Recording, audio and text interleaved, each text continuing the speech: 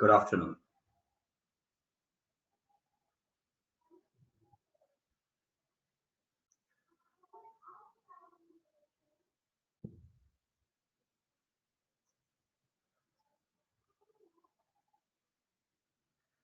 Good afternoon, Shantanu, Shreya, Sakshi, Indrajit, Ganesh, everyone. चलो, तो आज हमें आगे चैप्टर स्टार्ट करना है periodic properties. Yes, Avdhut, Tanvi, Ishita, राज.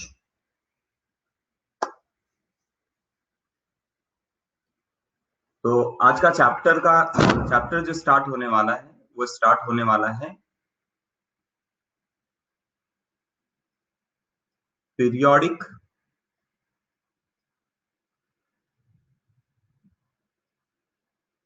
प्रॉपर्टीज. पीरियोडिक प्रॉपर्टीज स्टार्ट होने वाला है ना. क्या पीरियोडिक प्रॉपर्टीज.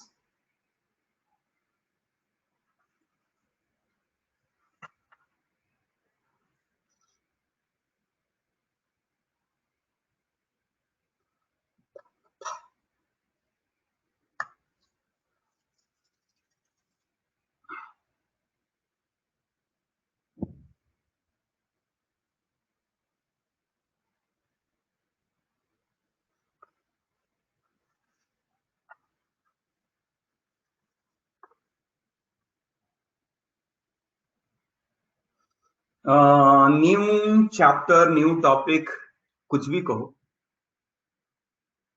पीरियोडिक प्रॉपर्टीज, पहला क्वांटम नंबर खत्म हुआ, अब पीरियोडिक प्रॉपर्टीज. देखो ये चैप्टर दो पार्ट में, आप इसको दो पार्ट बोल सकते हो या दो चैप्टर बोल सकते हो. दो चैप्टर भी बोलेंगे तो भी कोई प्रॉब्लम नहीं है. क्वांटम नंबर पहला देखा था, अब पीरियोडिक प्रॉपर्टीज हम लोग पढ़ने वाले.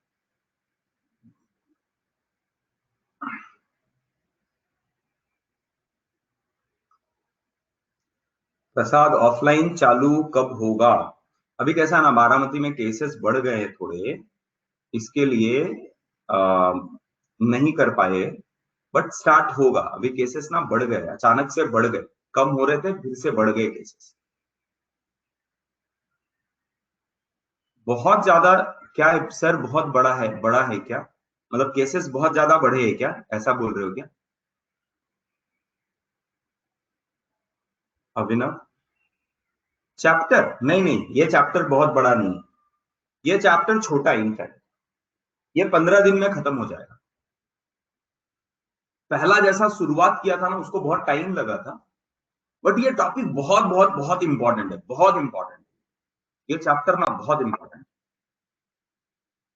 This chapter is very very important. Next test कब है तुम्हारा? 15 दिन ना, हो जाएगा. हाँ, नेक्स्ट टेस्ट तक पूरा हो जाएगा सर. टोटल कितने चैप्टर हैं इनऑर्गेनिक में? टोटल 11 से 12 चैप्टर है टोटल. और ऑर्गेनिक में भी वैसे 11 से 12 टोटल. देखो हर सब्जेक्ट में ना अराउंड आपको 35-36 चैप्टर्स मिलेंगे टोटल. मतलब 100 चैप्टर पढ़ने आपको 11th-12th मिला. पीसीएम या पीसीडी की बात करो तो 100 चैप्टर पढ़ने को.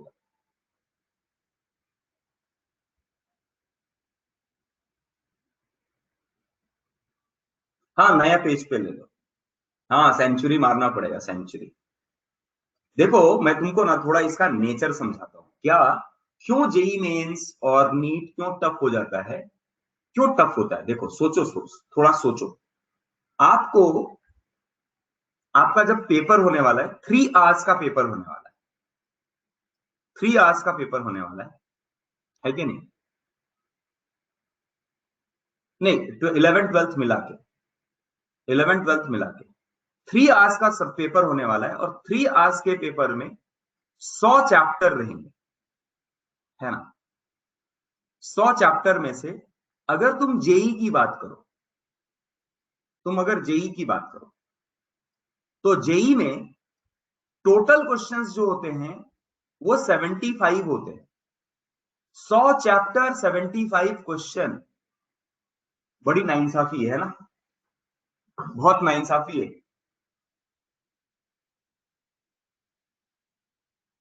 बहुत नाइंसाफी है। वो तो गब्बर सिंह वाला हो गया। क्या था डायलॉग, क्या था गब्बर सिंह का? कितने आदमी थे, नहीं रे, उसके बाद गोलियां, कितने आदमी थे? 6 गोली 3 आदमी। हाँ, बहुत नाइंसाफी। इसके इसके इसके 3 गोली 3 आदमी। कितने चैप्टर थे सांबर, हाँ। तो सोचो। हाँ, जेई मेंस केवल 25 क्वेश्चंस होता है। अरे रुक ना, बसंती को कहाँ लेके आ रहा है? अभी गोलियां चल रही है, तू बसंती को लेके आ रहा है। प्रथमेश, नाचेगी बसंती, रुक तो सही। बसंती नहीं नाचेगी तो तू नाचेगा।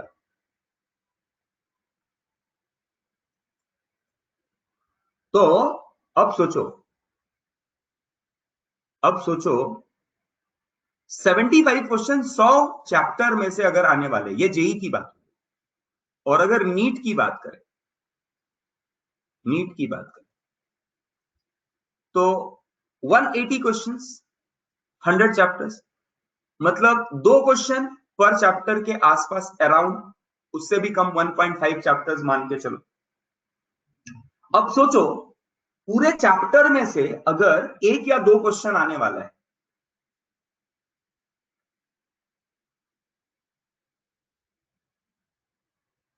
है ना? अगर पूरे चैप्टर में से 1 या 2 क्वेश्चन आने वाले, तो कैसे क्वेश्चंस पूछे जाएंगे आपसे?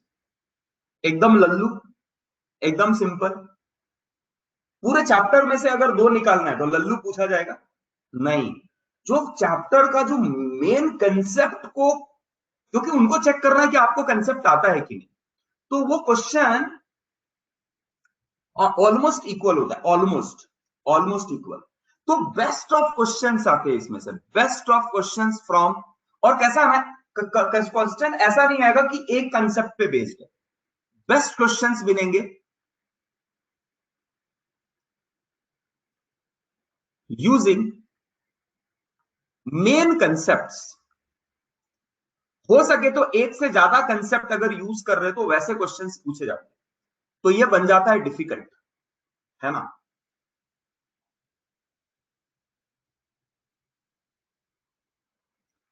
हाँ, कभी कभी वो भी आता है, 2-3 चैप्टर मिला के एक क्वेश्चन बनेगा, वो भी आते हैं। मतलब सोचो, 35 चैप्टर है अगर केमिस्ट्री में, और 25 क्वेश्चन ही पूछा जाएगा, तो 10 चैप्टर का कुछ तो ऐसा रहेगा कि कहीं ना कहीं वो एंटर कर जाएंगे किसी तरह से। अब ये 3 घंटे में 100 चैप्टर को दिमाग में रख के परफॉर्म कर पाना। और हमारा पढ़ने का क्या आदत है, तरीका कैसा है? मजा मस्ती करते रहेंगे और हम सोचेंगे अरे पढ़ लेंगे ना, जिस दिन एग्जाम रहेगा उस दिन पढ़ लेंगे। तो भैया, सबसे बड़ा डिफिकल्ट है 100 चैप्टर को 3 घंटे के लिए, 3 घंटे में 100 चैप्टर दिमाग में रख के उस पर परफॉर्म करना। इसके लिए जो प्रैक्टिस होता है ना, कंटिन्यूअस, उसके लिए जो तपस्या चाहिए, जो अपने आप में बदलाव चाहिए, वो बहुत बड़ा डिफिकल्ट चीज हो। And there student fails. समझ रहे हो क्या? हम ना अपने आप को बदलते नहीं है। हम अभी तक कैसा था हमारा, एक एक सब्जेक्ट, एक सब्जेक्ट, उसमें हार्डली 8 से 10 चैप्टर, 15 चैप्टर बहुत तो बहुत। और साल भर पढ़ने के बाद, 1 साल पढ़ने के बाद 3 घंटे केवल एक सब्जेक्ट पे था। और वो भी हमें पता था कि कहां से आने वाला है, जो टेक्स्ट बुक में पीछे दिए हुए क्वेश्चन उससे आने वाला है। यहां कोई टेक्स्ट बुक में कोई पीछे का क्वेश्चन कभी नहीं आता। सो ये चीजों को बदल पाना, अपने आप को एडप्ट कर पाना, इन सभी चीजों के लिए ये हो जाता है डिफिकल्ट। और यहां पर बच्चे, जो मतलब जो बच्चे नहीं परफॉर्म कर पाते, वो क्यों नहीं कर पाते? क्योंकि वो अपने आप को एडप्ट नहीं करते विद द चेंज। वही हैबिट रहेगा, 1 घंटा 2 घंटा पढ़ना, होमवर्क कर लिया तो लगता है कि बहुत पढ़ लिया। तो ये चेंज, तो ये जो चेंज है ना, ये चेंज लेके आना अपने अंदर बहुत बहुत इंपॉर्टेंट है। तो कंटिन्यूअस पढ़ना, डेप्थ बढ़ाना, इंटर रिलेटेड चीजें करना, ये बहुत इंपॉर्टेंट होता है कर पाना।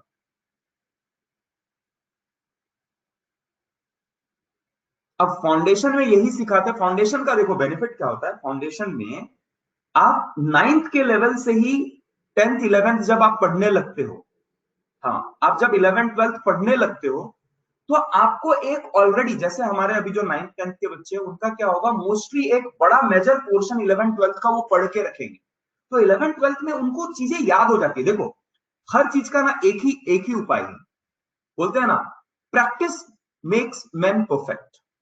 तो अब क्योंकि 100 चैप्टर का प्रैक्टिस कर पाना क्योंकि मुश्किल होने लगता है, समय कम है। अब ध्यान से सोचो, अब ध्यान से सोचो, आपके पास अगर पूरे आपके पास 2 इयर्स पूरा मान लो, 2 इयर्स, अब पूरा 2 साल के 2 साल तो आप पढ़ते नहीं रह सकते हो चैप्टर, है ना। चैप्टर को आप पूरे 2 साल नहीं पढ़ सकते हो, क्योंकि ये चैप्टर पढ़ते रहोगे 2 साल के बाद एग्जाम रहेगा, तो आप प्रैक्टिस कब करोगे। बेसिकली 18 मंथ्स के टाइम पीरियड में पूरा सिलेबस खत्म होना चाहिए। 18 मंथ्स में 100 chapters. So can you tell me how many chapters in a month?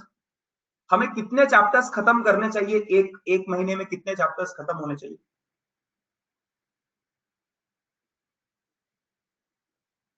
Around, can you से around 5, around 5, 4 to 5 chapters in a month। और आई विल से अगर आप ये देखें तो around 2 chapters in a month,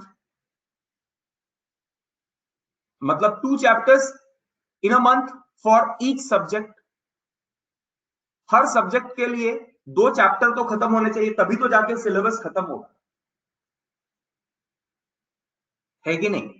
5 मतलब अगर 6 पकड़ लो आप, अप्रोक्सीमेटली 6 पकड़ लो, तो 2 चैप्टर पर सब्जेक्ट पढ़ेंगे तब जाके खत्म होगा। अगर 2 चैप्टर पर सब्जेक्ट पढ़ते जाएंगे 18 महीना में, तब जाके सिलेबस खत्म होगा।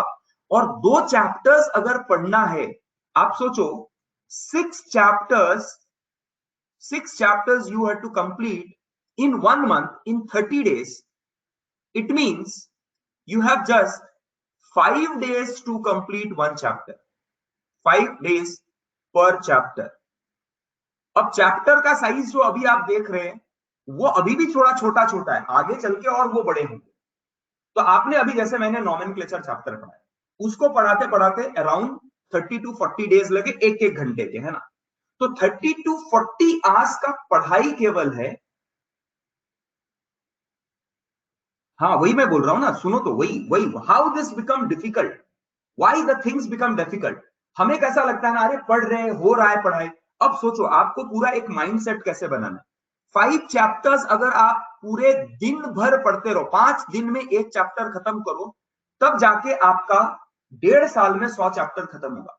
और 5 डेज मतलब अगर आप पकड़ो तो जनरली हर सब्जेक्ट को, हर चैप्टर को अराउंड 30 आवर्स के आसपास लग रहा है, 30 घंटे। मतलब 6 आवर्स जो है, 6 आवर्स पढ़ोगे आप, कंटिन्यूअस 6 आवर्स पढ़ोगे, उसमें छुट्टियां, संडे, अलग अलग चीजें निकाल दो। 6 आवर्स अगर आप एक सब्जेक्ट को हर दिन पढ़ोगे, जाके हर दिन पढ़ोगे, तब जाके कहीं आपका चैप्टर खत्म होता है पढ़ा के।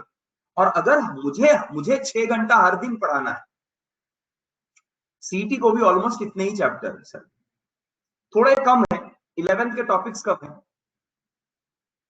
तो इसके लिए सीईटी थोड़ा आसान पड़ता है। बट देखो अभी इससे इससे अभी समझ, डरने की बात नहीं, हमें क्या करना है ध्यान से समझो।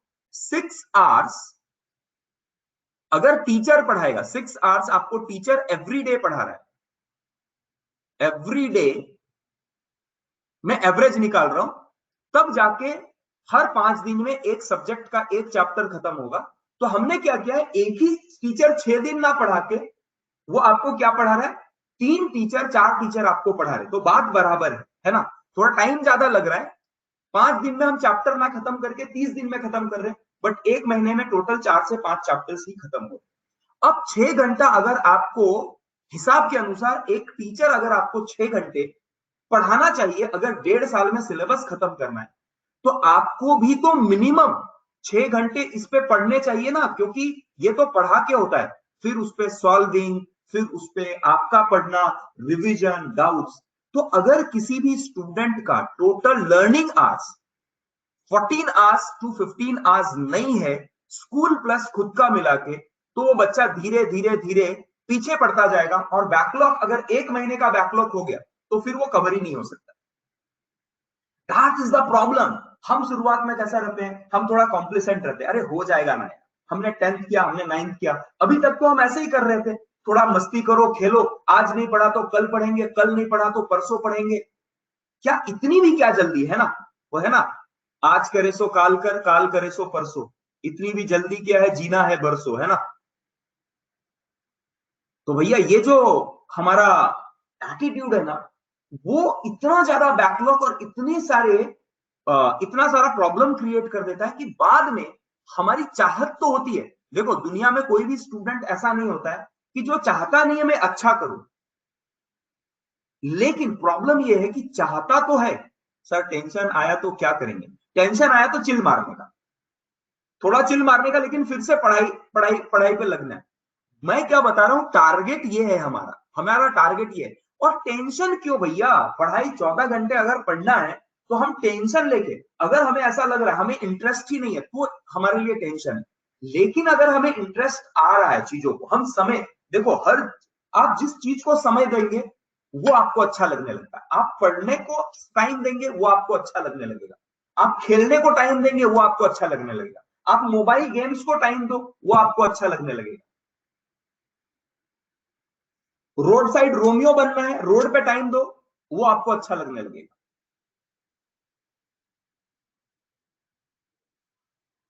है ना।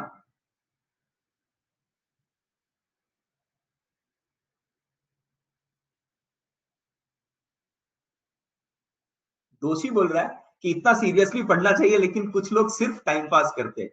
दोषी, तू उनमें खुद के बारे तो नहीं बोल रहा है ना। हाँ,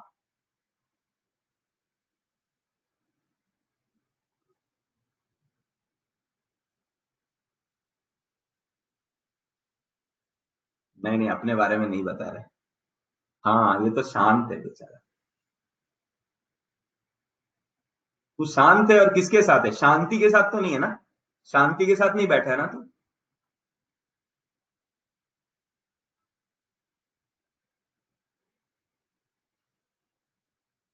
हम्म। तो भैया देखो, ये चीजें जो है, ये अगर, अब क्या है, दो चीजें, अरे यार चिल आउट करो, क्या सोचना है, हाँ आज मत सोचो, 2 साल के बाद सोचना।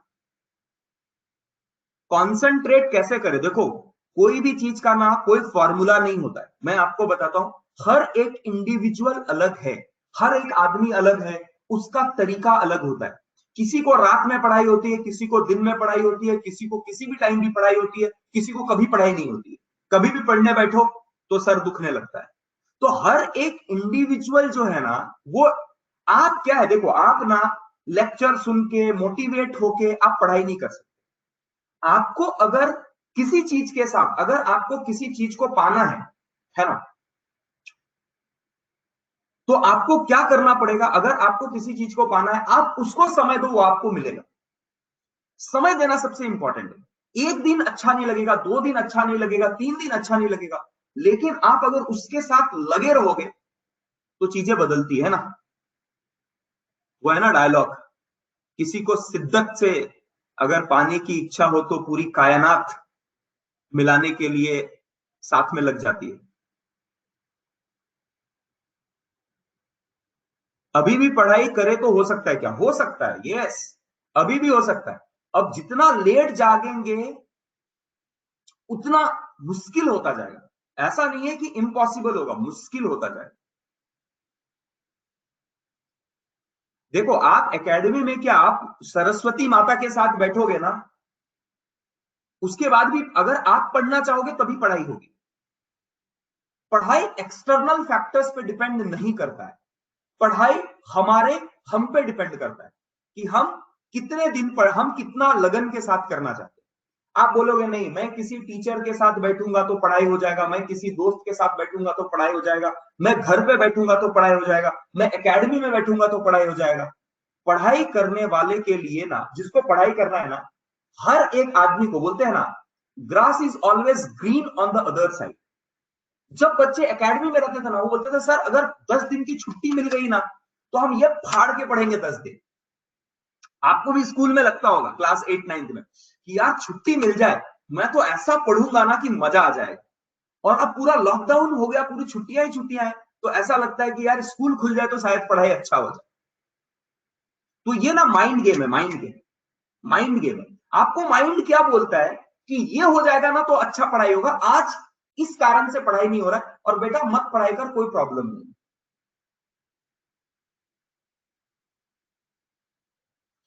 नहीं, वो वही बोल रहा है, आपको लगता है एटमॉस्फेयर, देखो एटमॉस्फेयर सपोर्ट करता है, इससे इंपॉर्टेंट है एटमॉस्फेयर हम बनाते हैं।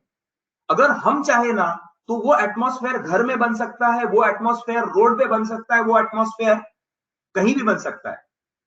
माहौल बनाने वाले लोग हर जगह पे होने चाहिए। तो वो अपने यहां भी हो सकता है, अकेले में भी हो सकता है।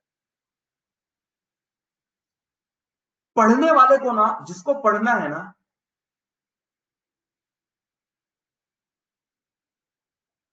नहीं रे मैं कुछ नहीं हूं बाबा, मैं फालतू आदमी हूँ, बकवास आदमी हूँ, कुछ नहीं करता हूं, मैं छोटा सा आदमी हूं, तो मुझे इतना क्यों चढ़ा रहा है? आप मोटिवेशनल स्पीकर थे क्या?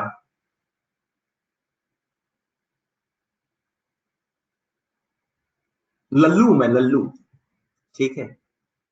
तो ये बात याद रखना कि पढ़ना है तो खुद से पढ़ना है भैया, कोई आपको ना, हाँ कोई आपको, कोई सपोर्ट, ऐसे इंजेक्शन नहीं आता, ये इंजेक्शन मारो, एक एक इंजेक्शन ले लो, कोरोना का टीका लग गया, बेटा पढ़ने लग जाएंगे।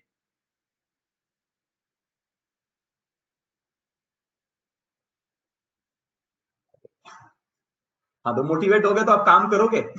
ये मोटिवेशन ना 2 दिन चलता है, 2 दिन याद रखना, 2 दिन चलता है, दूसरे का सुना हुआ ना मोटिवेशन 2 दिन चलता है।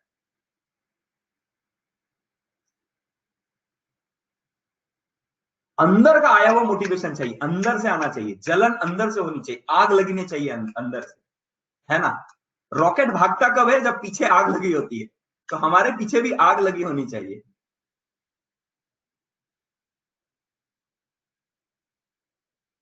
हाँ, खुद का मोटिवेशन लाइफ टाइम चलता है।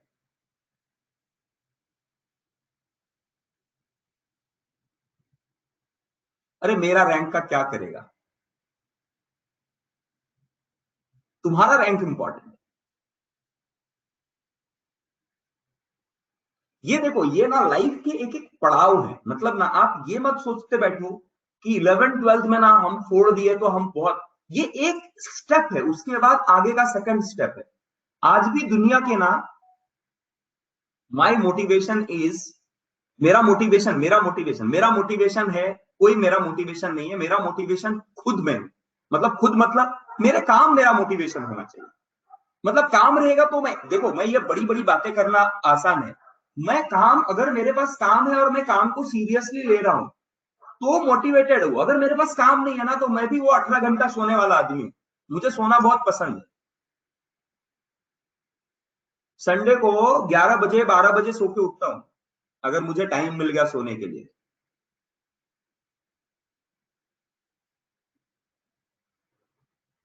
हाँ, I am most unsystematic person, मतलब मुझे ना एक सिस्टम चाहिए होता है, एक सिस्टम मतलब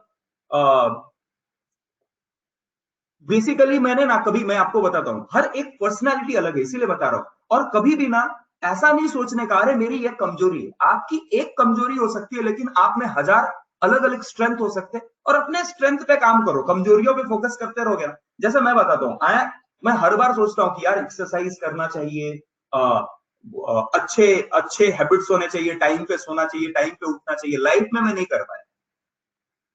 it's very difficult for me, I am not a systematic person.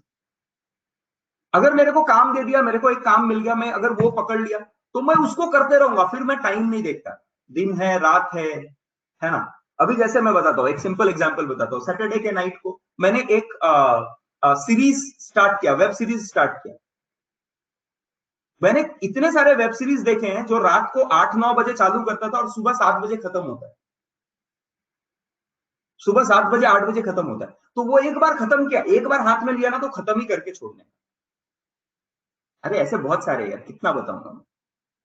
Mirzapur.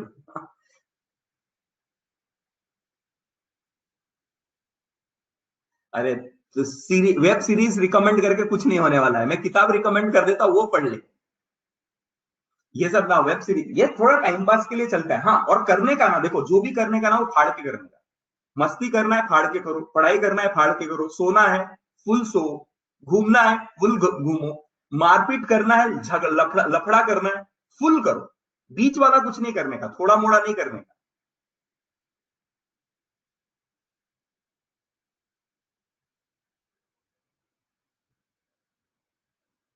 और अगर आपने सोचा कि नहीं 2 साल में आपको अचीव करना है, आपको डॉक्टर बनना है, इंजीनियर बनना है, तो फाड़ के करो ना। फिर उस पर क्यों सोच रहे हो, अरे मेरा ये छूट रहा है, मेरा वो छूट रहा है, मेरे दोस्त छूट रहे हैं, मेरा खेल छूट रहा है।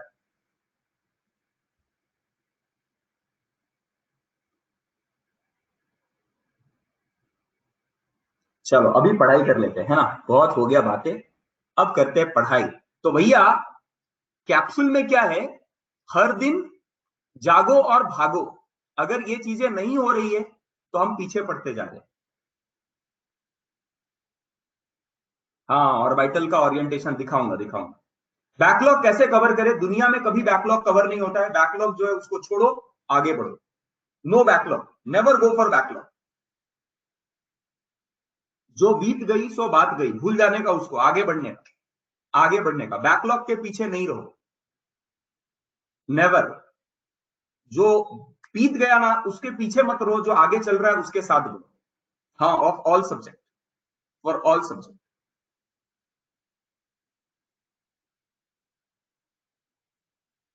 ठीक है, चलिए लेट्स स्टार्ट, लेट्स स्टार्ट।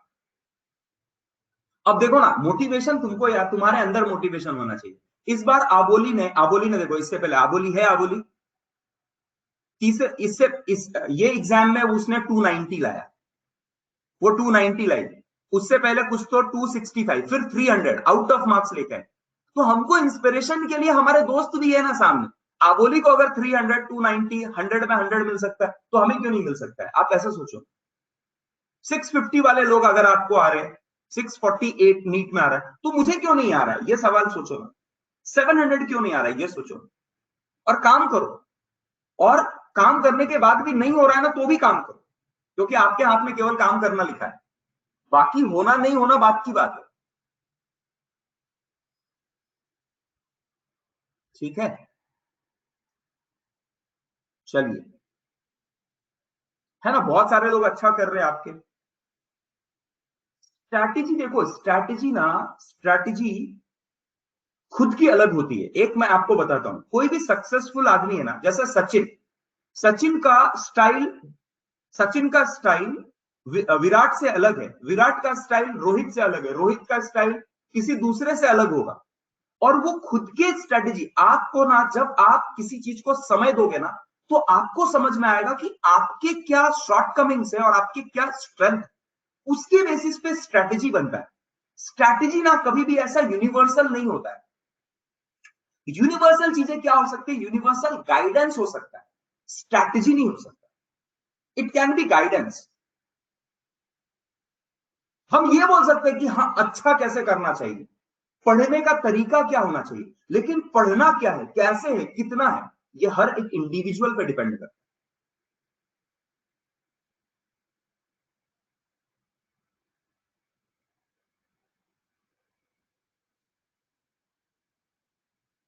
है ना। हाँ, they have their on strategy.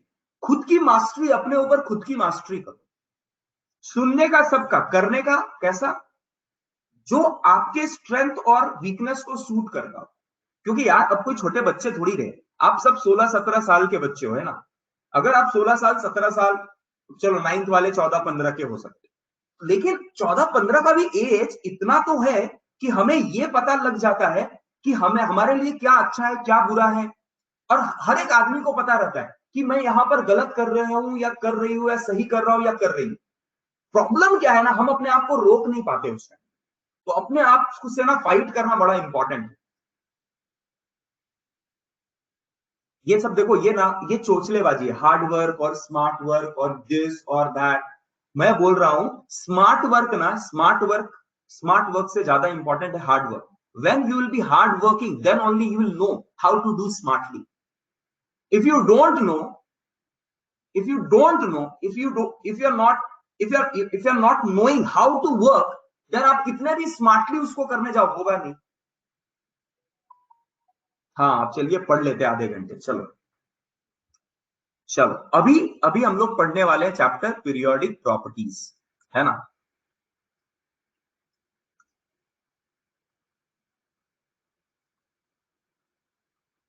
Periodic properties.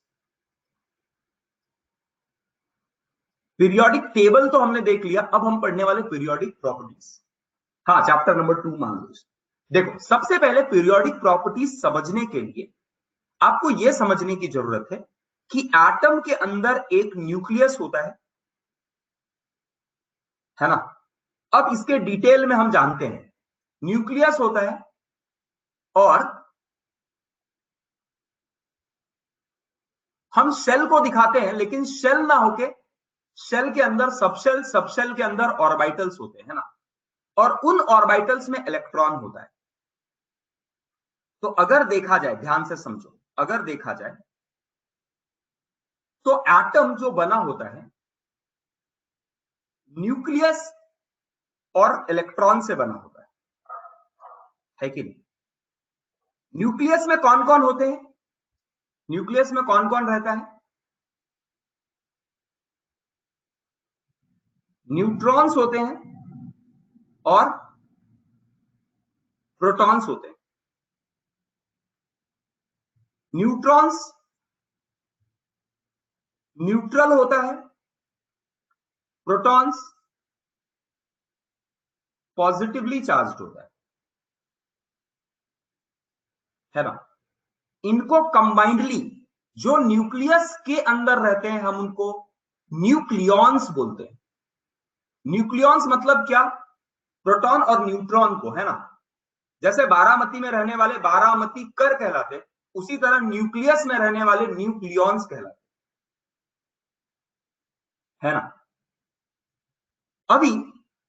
अब ध्यान समझो, यहां पर बहुत सारे इलेक्ट्रॉन है, अलग अलग शेल के अलग अलग सबशेल में अलग अलग ऑर्बिटल्स में इलेक्ट्रॉन. और इन इलेक्ट्रॉन को कौन पकड़ के रखा हुआ है? किसके कारण ये इलेक्ट्रॉन है सिस्टम के अंदर, बताओ? न्यूक्लियस के कारण, मतलब पॉजिटिव चार्ज के कारण. So there is a force which is keeping electron at its place, है ना. So force of attraction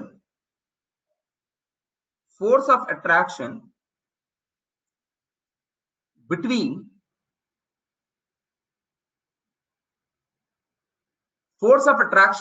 nucleus and electron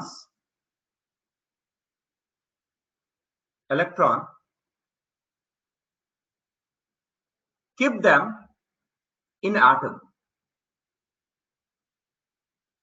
तो सबसे पहले जो ये फोर्स होता है, ध्यान से समझने का ट्राई करो. ये जो फोर्स होता है, force between two charge particle. अच्छा, यहां पर अभी किसी भी एटम को, सबसे पहले किसी भी एटम को रिप्रेजेंट करने का तरीका होता है एक्स जेड ए. ये जानते हो कि एक्स जेड ए से रिप्रेजेंट करते हैं. जेड होता है आपका number of proton, atomic number,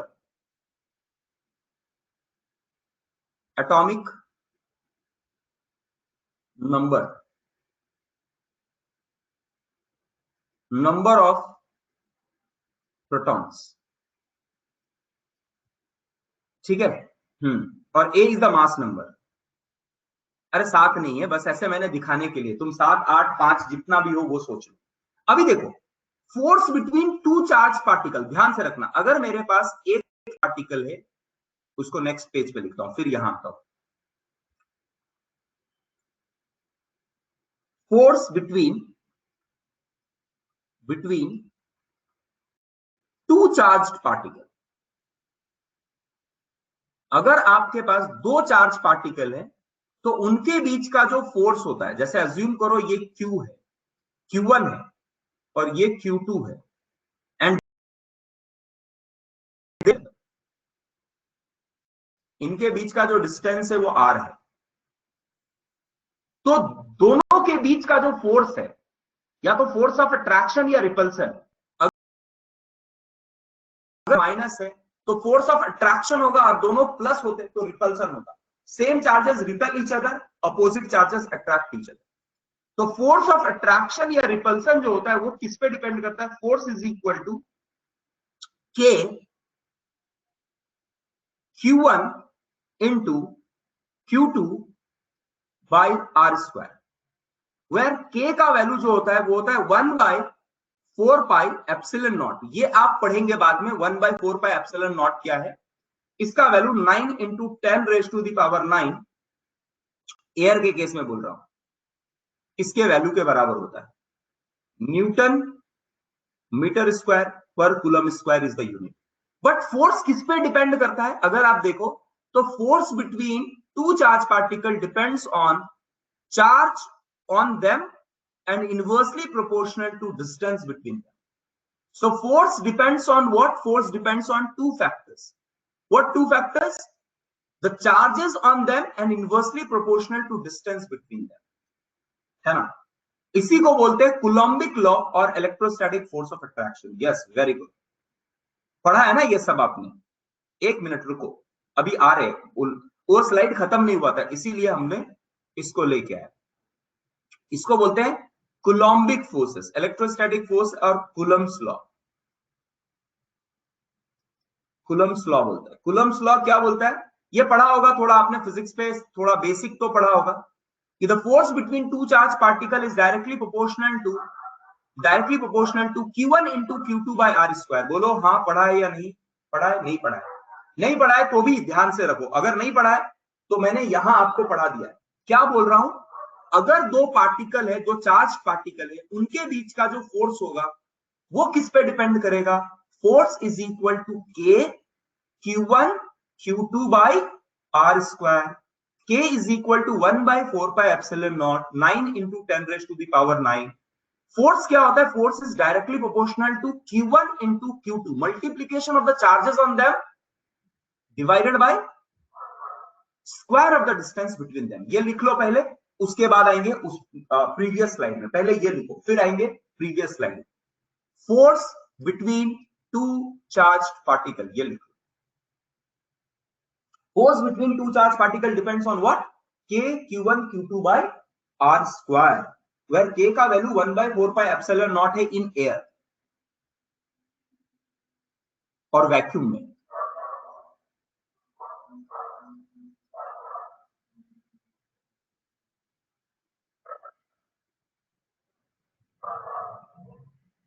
लिख के करो डन। हाँ, पहले ये लिखो फिर प्रीवियस स्लाइड पे जाएंगे।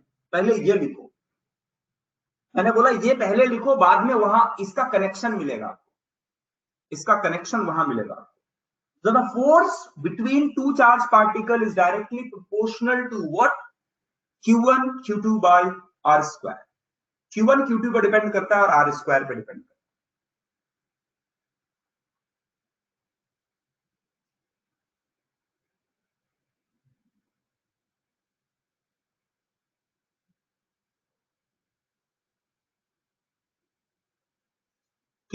के जो है वो एक कांस्टेंट है, कांस्टेंट है, और ये के का वैल्यू होता है 1/4 पाई एप्सिलॉन नॉट।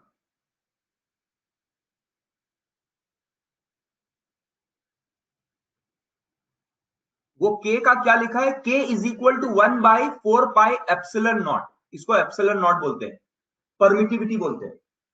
अभी ये सब आएगा आपको डिटेल, ये सब डिटेल में मत जाओ, केवल ये रखो, force is equal to K Q1 Q2 by r square. इतना भी हो गया तो आपका काम निकल जाएगा। इतना पढ़ लो, बाकी सब चीजें कनेक्टेड है, आप पढ़ोगे, कभी फिजिक्स में पढ़ोगे, आगे चीजें पढ़ने वाले, एटॉमिक स्ट्रक्चर में पढ़ोगे ये सारी चीजें। जिन्होंने एटॉमिक स्ट्रक्चर चैप्टर पढ़ लिया, जैसे 9th वालों ने पढ़ लिया है, 10th वालों ने पढ़ लिया एटॉमिक स्ट्रक्चर, तो उनको आता है तो ये पता होगा कि क्या होता है K Q1 Q2 by r square. हाँ हेलो।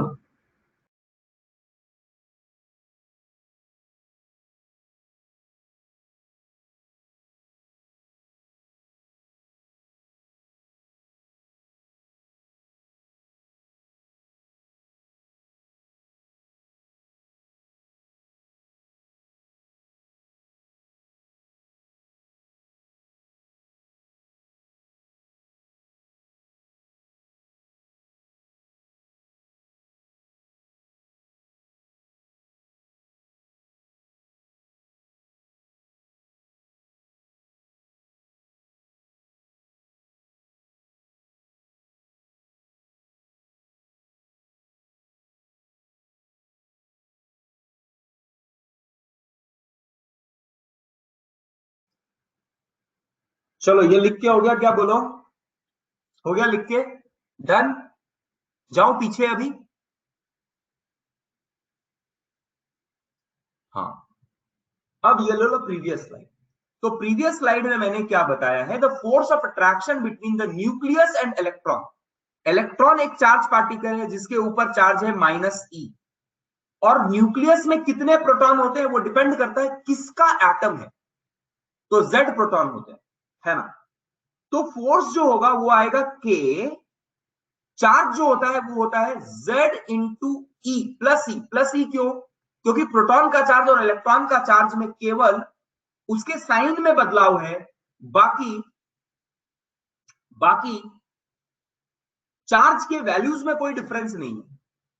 तो Z into E into -e, can I right.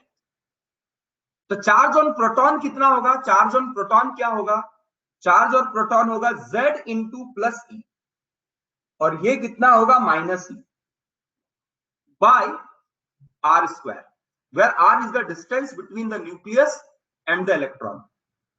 जो तो फोर्स बनने वाला है वो क्या बनने वाला है, force is equal to K into -K, अगर आप ले लो ZE² बाय r²। बात समझ में आ रहा है। So this is the force between nucleus and electron. अब हर इलेक्ट्रॉन के लिए r का वैल्यू बदलता जाएगा, क्योंकि Z का वैल्यू नहीं बदलेगा, चार्ज भी इलेक्ट्रॉन पे नहीं बदलेगा, क्या बदलेगा, R बदलेगा, और जैसे जैसे R बदलेगा इनके बीच का फोर्स चेंज होता जाएगा। बात समझ में आ रही है, बोलो।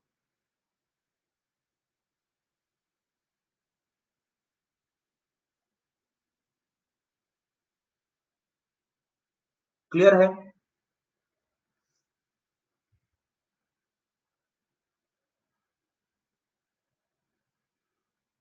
9th वालों का 11th वालों से ज्यादा पढ़ के हुआ है, तो तू टेंशन क्यों ले रहा है, तू अपना पढ़ना, हो जाएगा तेरा सब कुछ, टेंशन मत लो, सब हो जाएगा। क्या मैं कह रहा हूं, देखो हमने सबसे पहले क्या देखा, ध्यान से समझो। हमने सबसे पहले ये देखा कि Q1 Q2 अगर दो चार्जेस हैं तो उनके बीच का जो फोर्स होता है वो कितना होता है, K Q1 Q2 by r²।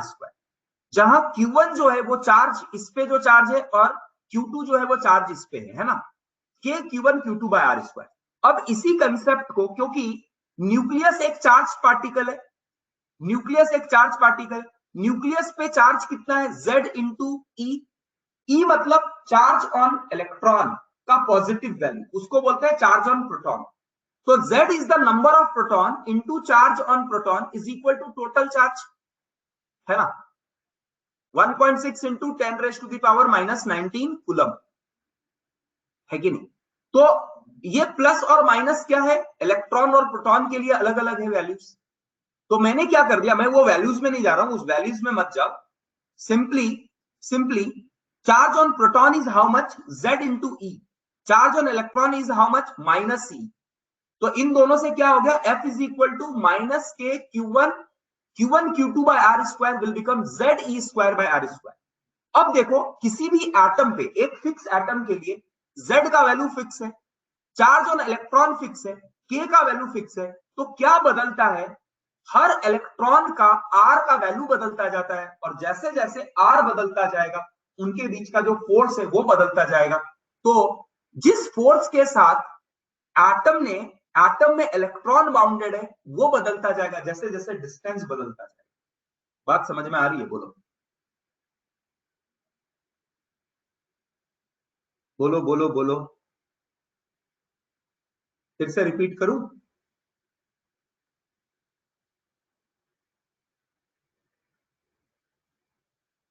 Previous slide एक बार फिर से करें, नहीं ना।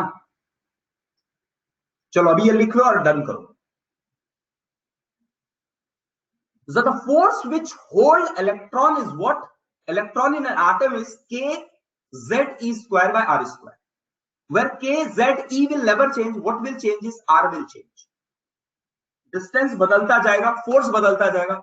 अगर फोर्स बदलता जाएगा तो जिस स्ट्रेंथ के साथ न्यूक्लियस ने इलेक्ट्रॉन को पकड़ के रखा है वो चेंज होता जाएगा। जितना सामने उतना स्ट्रांगली हेल्ड करके रखा है, जितना दूर है उतना वीकली हेल्ड करके रखा हुआ है। बात समझ में आ रही है, क्लियर हो रहा है। आर के इनवर्सली प्रोपोर्शनल है। आर बढ़ता जाएगा, फोर्स कम होता जाएगा, मतलब जिस स्ट्रेंथ के साथ इलेक्ट्रॉन को पकड़ के रखा है वो कम होता जाएगा।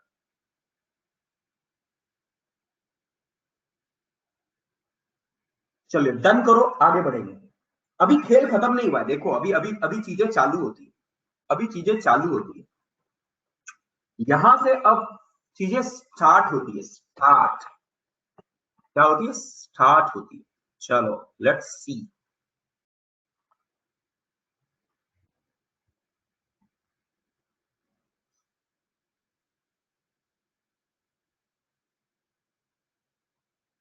अब बोला सर देखो, आपने जो बोला कि इस इलेक्ट्रॉन को पकड़ के कौन रख रहा है, ये न्यूक्लियस, और ये न्यूक्लियस का फोर्स जो है इसको पकड़ के रखने के लिए है। मैं इस पॉइंट से डिसएग्री कर रहा हूं, मुझे कुछ और भी दिख रहा है। बोला क्या दिख रहा है, बोलता है क्या दिख रहा है तुम्हें, बोलता है ये रहा न्यूक्लियस, ये रहा न्यूक्लियस, और ये सारे रहे इलेक्ट्रॉन्स।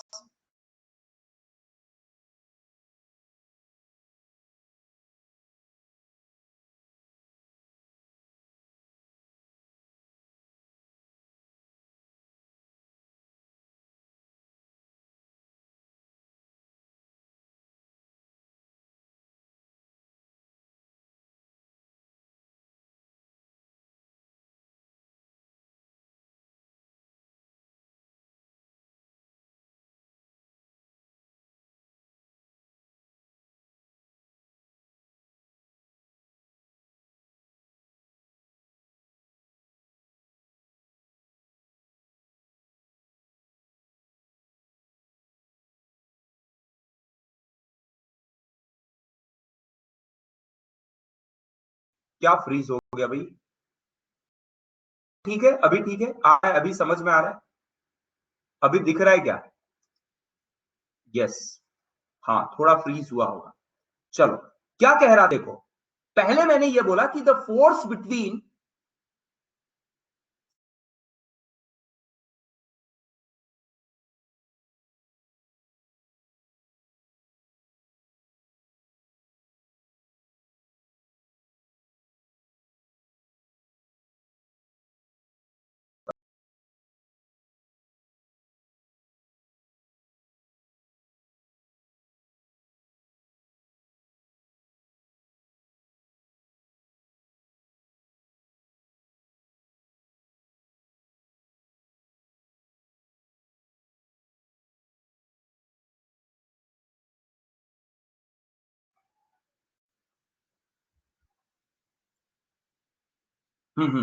अभी आ रहा है, अभी आ रहा है, बोलो अभी आ रहा है, अभी दिख रहा है। लॉग इन लॉग आउट हुआ मैं, तो चीजें ठीक हो गई। देखो ध्यान से समझो, ध्यान से समझो, एकदम सिंपल बात बता रहा हूं, एकदम ध्यान से समझो। सबसे पहले मैंने ये कहा कि ये इलेक्ट्रॉन कितने स्ट्रांगली एटम में जुड़ा हुआ है, ये डिसाइड करने वाला है F is equal to K ZE square R square, where R is the distance. बोला ये फोर्स जो है उसको पकड़ के रख रहा है ना, इसको पकड़ के रख रहा है। ये मेरा न्यूक्लियस है, ध्यान से सुनो, ये न्यूक्लियस है और बहुत सारे इलेक्ट्रॉन है, बहुत सारे इलेक्ट्रॉन है। Ze क्या है, Z into E, Z is number of proton, Z is number of proton, number of proton, and E is charge, charge on electron. हमने यही कहा ना कि the force between two particle is what, Q1 Q2 by R square. अब Q1 Q2 क्या होगा, Q1 nucleus का charge कितना होगा Z इंटू E, और इलेक्ट्रॉन का चार्ज कितना होगा -C, तो उन दोनों को मल्टीप्लाई किया तो ये फोर्स आ गया। समझ में आ रहा है, बोलो क्लियर है।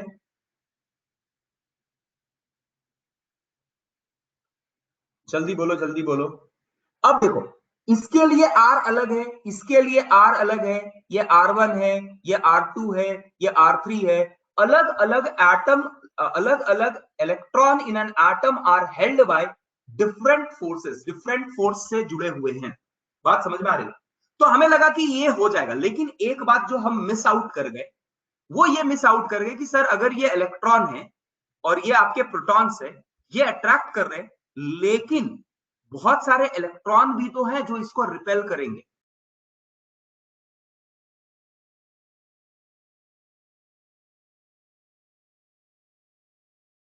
करेंगे। समझ में आ रहा है क्या? बोलो। हाँ, तो हमने पहले सोचा कि ये जो पकड़ के रख रहा है उसके कारण फोर्स डिसाइड होगा कि इलेक्ट्रॉन कितना स्ट्रांगली हेल्ड है। बोला रुको बेटा, तुमने शुरुआत में जो सोचा वो बात सही है, लेकिन वो पूरी तरह से करेक्ट नहीं है। क्यों? क्योंकि there will be also force of repulsion between electron and electron. हाँ, there will be a repulsive forces also. Attractive force के साथ एक रिपल्सिव फोर्स भी होगा। बात समझ में आ रही है?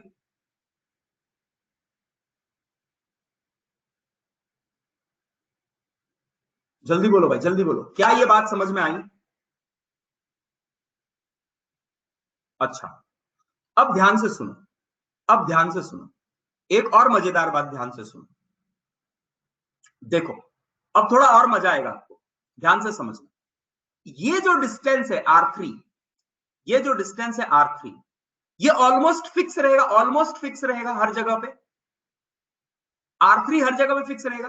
जब इलेक्ट्रॉन रिवॉल्व कर रहा है किसी शेल में, ध्यान से समझना, जब कभी इलेक्ट्रॉन रिवॉल्व कर रहा है किसी शेल में, तो इसका डिस्टेंस तो हर जगह पे ऑलमोस्ट फिक्स आने वाला है।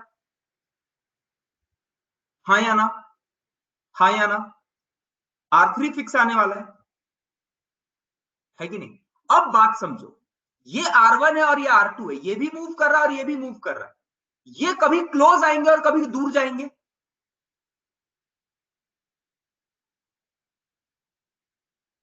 बात समझ में आ रहा है? ये जो डिफरेंट इलेक्ट्रॉन के बीच का रिपल्सिव फोर्सेस है, उसका रेडियस कंटिन्यूअसली बदल रहा है, क्योंकि ये भी मूव कर रहा है और ये भी मूव कर रहा है। ये कभी सामने आ रहे, कभी दूर जा रहे। तो भैया कैसे कैलकुलेट करें फोर्स? बड़ा लोचा हो गया है कि नहीं? प्रॉब्लम समझ में आ रहा है क्या कर रहे हैं हम लोग? क्या प्रॉब्लम क्या आ रहा है, ये बात समझ में आ रही है?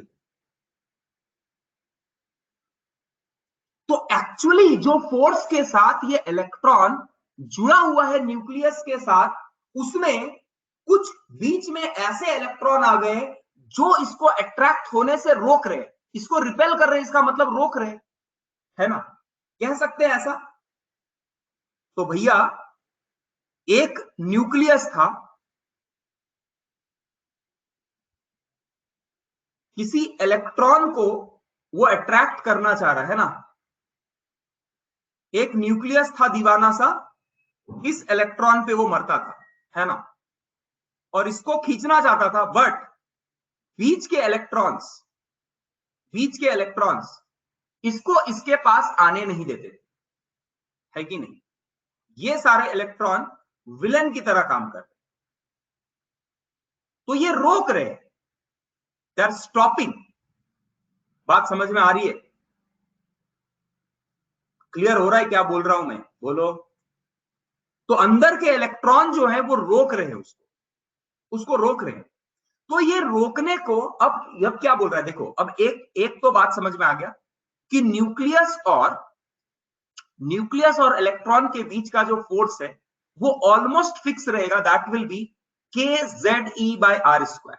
लेकिन ये जो फोर्स है, ये ओवरऑल फोर्स है। एक न्यूक्लियस इलेक्ट्रॉन को खींच रहा है, इस इलेक्ट्रॉन को खींच रहा है और वो अपने और ट्राई कर रहा है, लेकिन बाकी के इलेक्ट्रॉन क्या कर रहे हैं?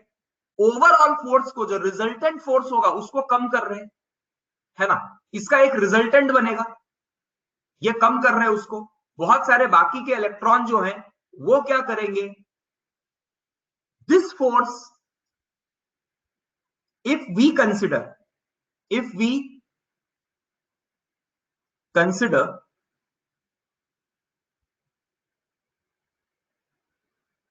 net force टुवर्ड न्यूक्लियस, जो नेट फोर्स है वो टुवर्ड न्यूक्लियस है, तभी ये इलेक्ट्रॉन न्यूक्लियस के साथ जुड़ा रहेगा. If we consider net force is toward nucleus, then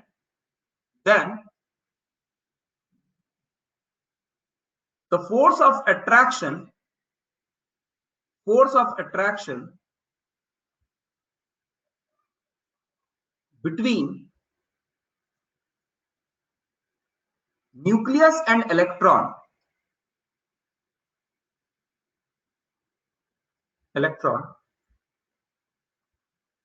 pulls electron toward nucleus,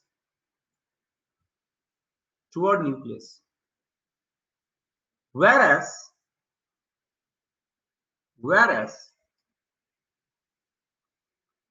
force of repulsion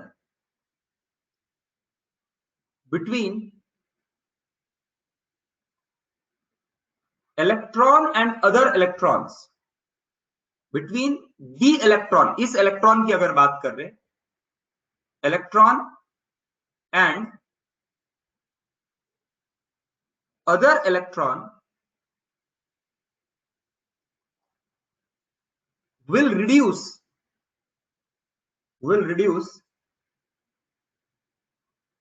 net force of attraction. आप ऐसा कह सकते हैं कि ये नेट फोर्स ऑफ अट्रैक्शन को कम करेगा, क्योंकि यहां फोर्स ऑफ रिपल्सन जो है वो अट्रैक्शन से सब्ट्रैक्ट होके ये फोर्स ऑफ रिपल्सन है वो माइनस होके एक नेट फोर्स आएगा.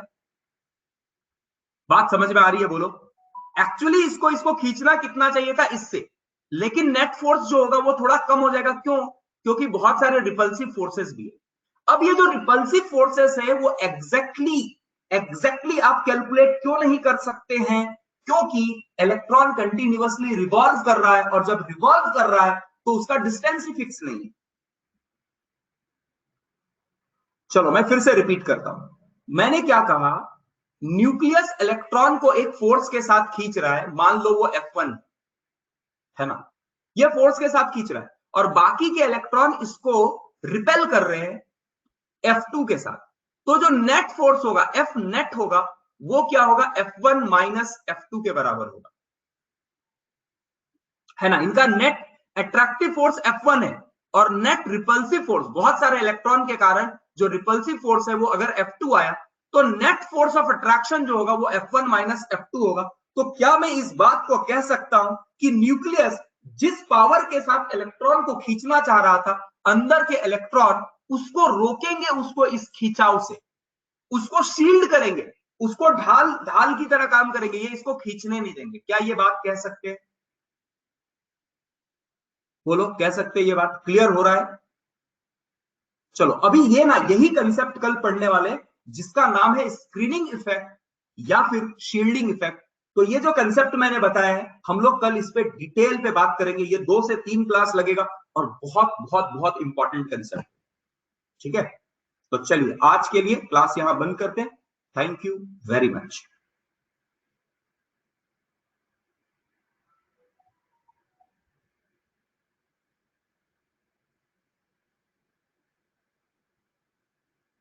हाँ, हो जाएगा, रिकॉर्डिंग देख के हो जाएगा, और नहीं होगा तो कल इसको फिर से रिपीट ही करने वाला हूं. आज स्टार्ट किया, कल फिर से रिपीट करूंगा.